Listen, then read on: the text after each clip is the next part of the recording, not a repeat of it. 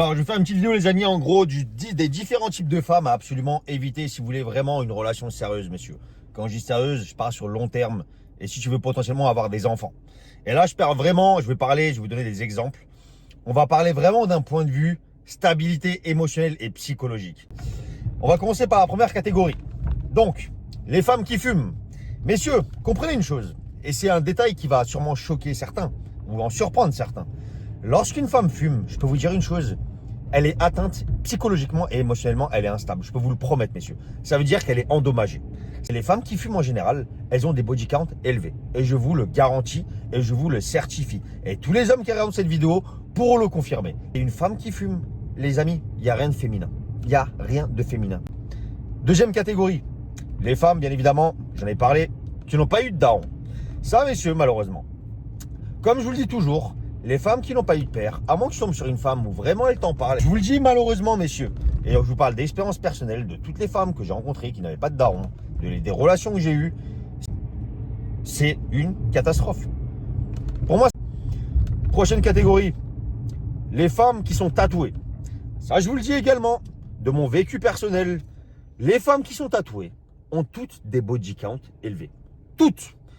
Parce que les tatouages, n'oubliez pas une chose, normalement les tatouages c'est quand vous faisiez partie d'une tribu. Les tatouages c'est les choses un petit peu d'hommes, les tribales et tout ce qui va avec.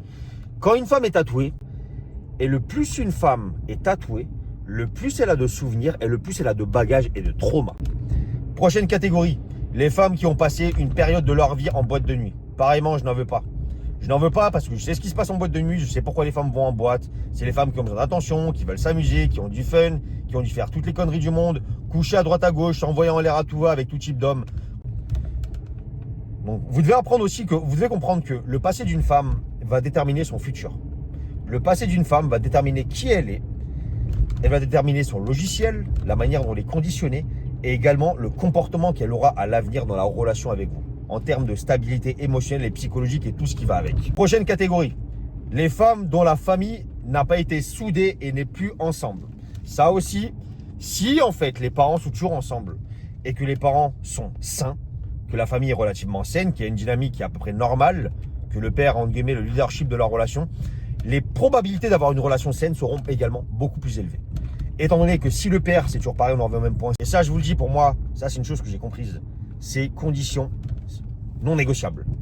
La famille qui est saine, qui est ensemble, où les choses se passent normalement. Je vous le dis, laissez tomber. Je vous le dis honnêtement, laissez tomber. Discutez.